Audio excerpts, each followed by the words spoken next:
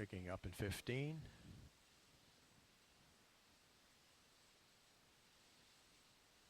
Picking up in 10. The countdown clock will resume on my mark. 3, 2, 1, mark. T-minus 9 minutes and counting. CLS auto sequence has been initiated. The ground launch sequencer, the primary computer here in the firing room, is now in control of the countdown. We'll be checking over 1,000 parameters in the launch sequence for Space Shuttle Atlantis in the next 9 minutes.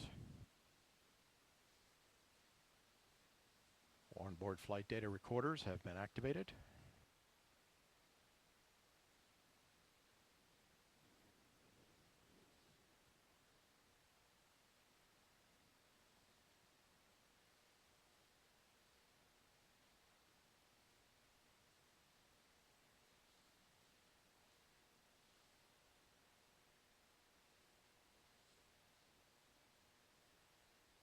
TLT, OTC, connect essential buses to fuel cells per your checklist. OTC, TLT, that's in work. T-minus 8 minutes, transmitting the stored final program pre-launch commands. OTC, PLT, essential buses connected to fuel cells. Copy.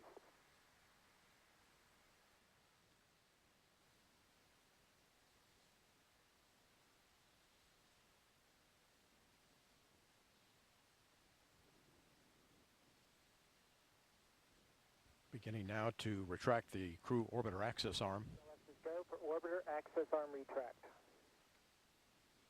Atlantis crew, our team has worked hard, and it's with great pride that we send the last crew of Atlantis to the International Space Station with the mini research module to be installed. Well put. Teresa Annulus, our orbiter test conductor today from United Space Alliance. T-minus 7 minutes.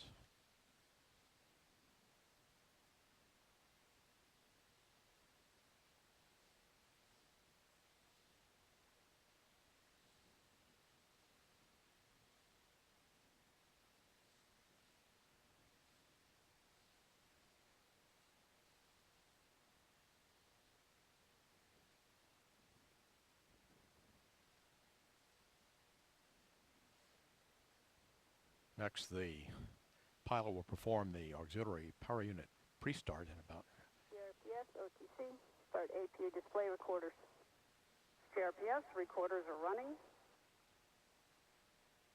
CLT, perform APU pre-start. APU pre-start in work.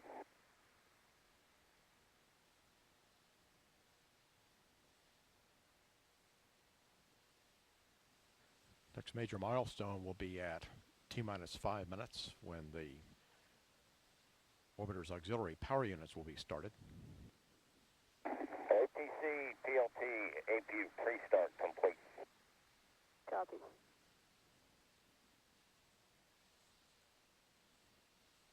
And at that time, the data recorders here in the firing room will be started.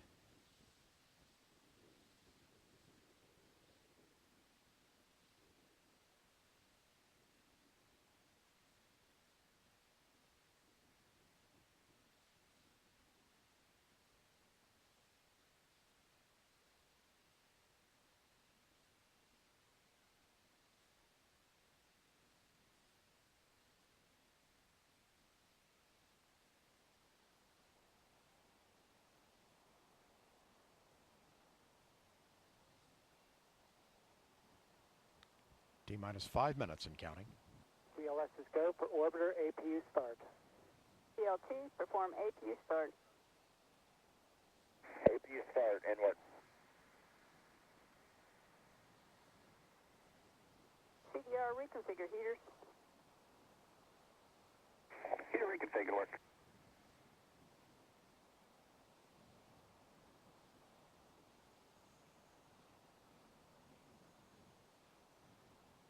Solid rocket booster safe and armed devices now being armed.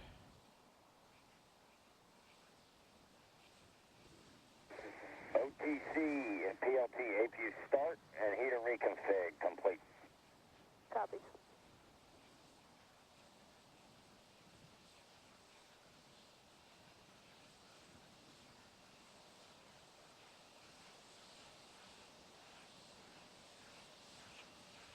T-minus 4 minutes and counting. CLS is go for purge sequence 4. Starting the orbiter aerosurface profile test.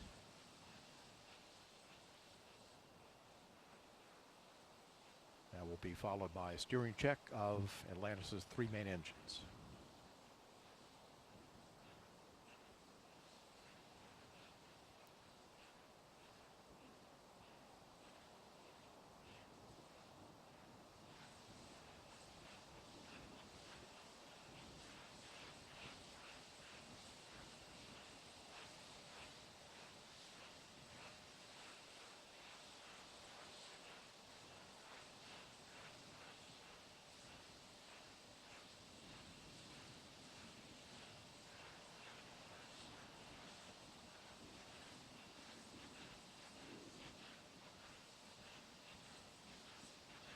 T-minus 3 minutes and counting.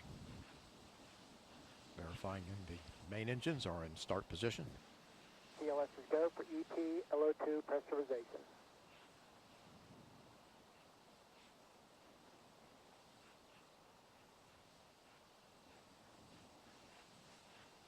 Preparing now to retract the gaseous oxygen vent arm, the GOX beanie cap, the vent hood.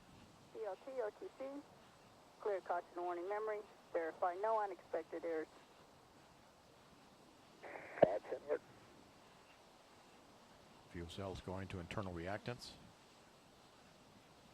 OTC, PLT, caution warning clear, no unexpected errors. Copy. Atlantis, close and lock your visors and initiate O2. OTC, that is in work.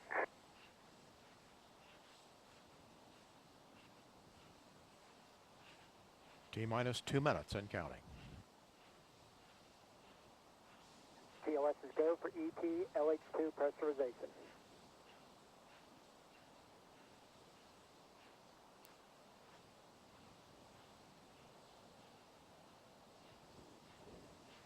Activating the cameras on the solid rocket boosters.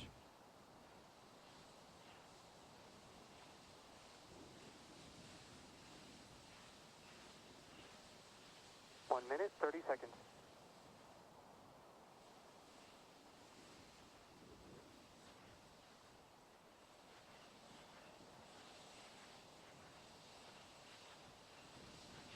Sound suppression water system is now armed.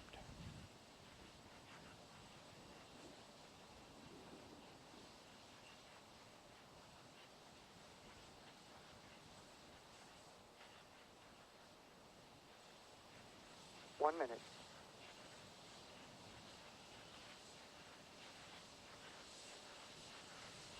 Ground launch sequencer will hand off to Atlantis' onboard flight computers at T-minus 31 seconds.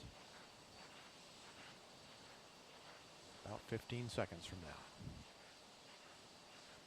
Solid rocket booster flight data recorders are activated.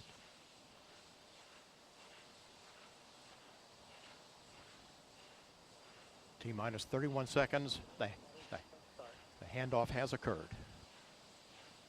25.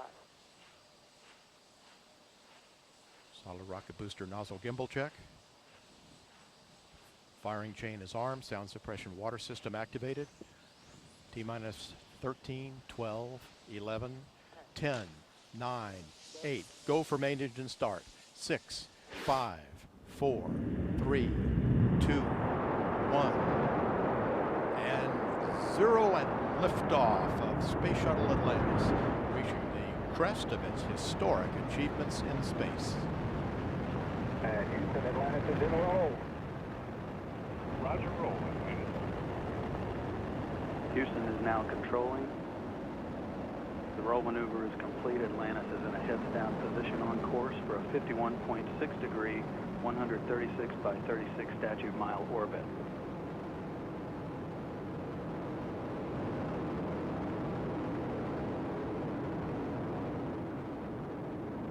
And the 3 main engines on Atlantis have now been throttled down to 72% of rated thrust, as the orbiter prepares to pass through the area of maximum dynamic pressure on the vehicle in the lower atmosphere.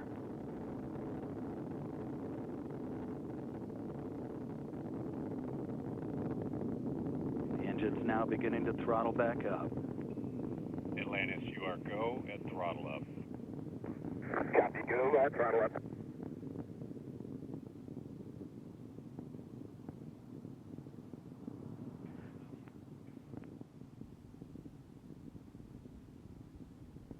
All three engines looking really good, back at full throttle now at liftoff. The fully fueled shuttle, boosters, and external tank weighed 4.5 million pounds. It now has burned half of that liftoff weight in propellant. 1 minute, 30 seconds into the flight, all three auxiliary power units that provide hydraulic power to the orbiter's systems in good shape, as are the fuel cells providing electricity to all of the systems on board. Atlantis is already 19 miles in altitude, downrange from the Kennedy Space Center, 20 miles, traveling 2,500 miles per hour. Coming up on staging, the point at which the twin solid rocket boosters burn out and separate from the orbiter.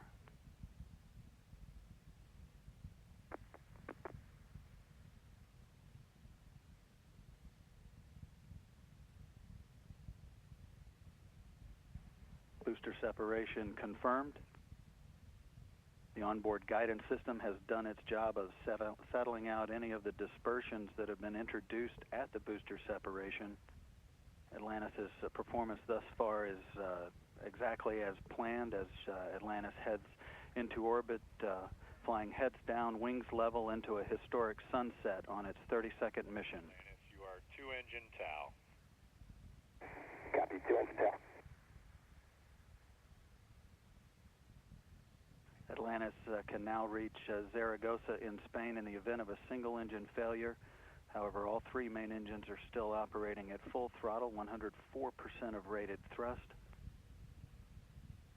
The auxiliary power unit still in great shape, as are the fuel cells. Atlantis is traveling 3,700 miles per hour at an altitude of 47 miles, downrange from the Kennedy Space Center now 88 miles.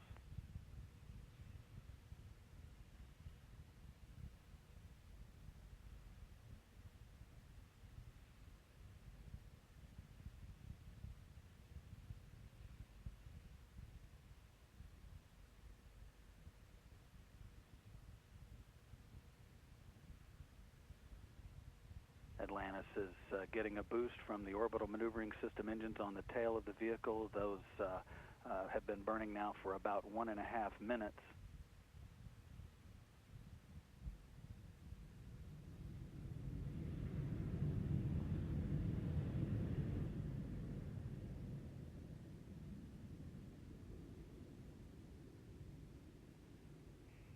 Atlantis, you are negative return. Copy, Scorch, negative return. Negative return means Atlantis can no longer return to the Kennedy Space Center in the event of an engine failure. It's already traveling too high and too fast to return to the launch site.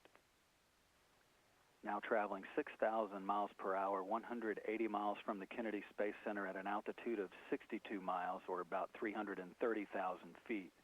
This view from a camera on the external tank looking down the length of the orbiter as Atlantis heads into orbit on its 32nd voyage into space.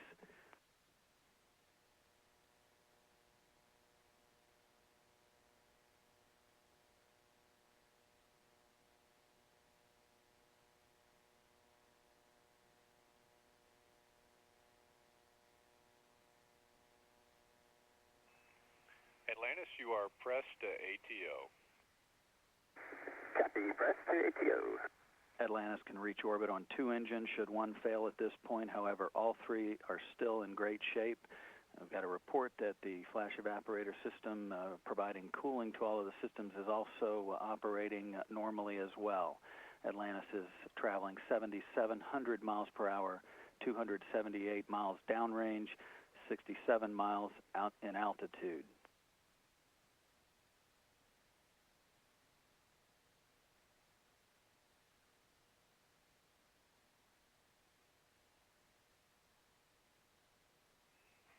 Atlantis, you are single engine Ops 3. Copy, single engine Ops 3.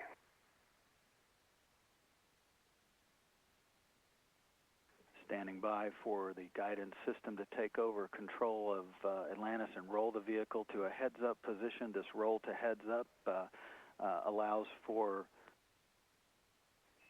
Atlantis, you are pressed to MECO and single engine Zaragoza 104.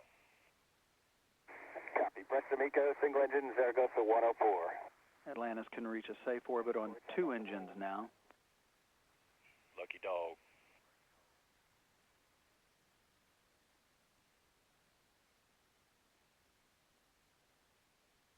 That reference to the guidance system's choice of the roll maneuver. A nominal shutdown on all 3. You will be go for the plus X, go for the pitch.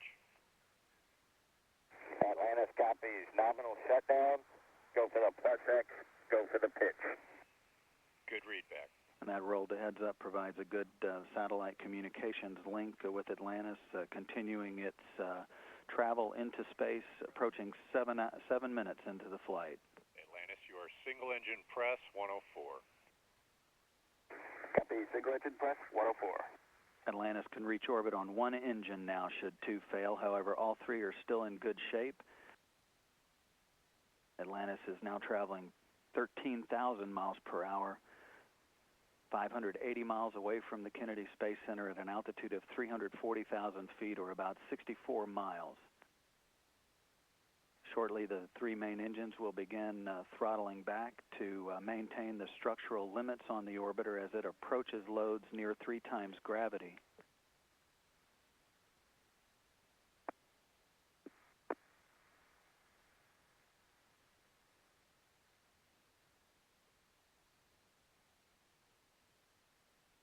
All quiet here in Mission Control with all systems in great shape. Atlantis is traveling 15,500 miles per hour, approaching 8 minutes into the flight, downrange 740 miles at an altitude of 64 miles, 337,000 feet.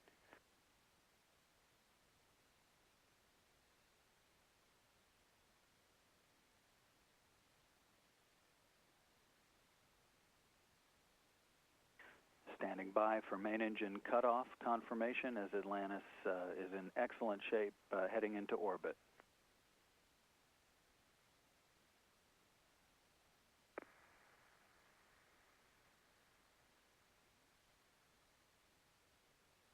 Main engine cutoff confirmed, standing by for separation from the external fuel tank.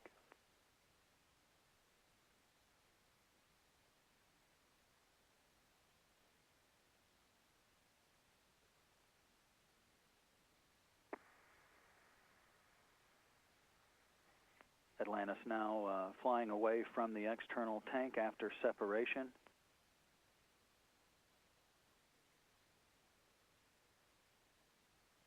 Plus X burn maneuver being performed by Commander Ken Ham. Nominal MECO OHMS 1 not required. Preliminary OHMS 2 TIG will be 37:30. We'll meet you in the post-OHMS 1 procedure, and welcome back to space for you and your veteran crew. Copy. 37:30. It's good to be back, Scorch, as you know. And OHMS 1 is not required.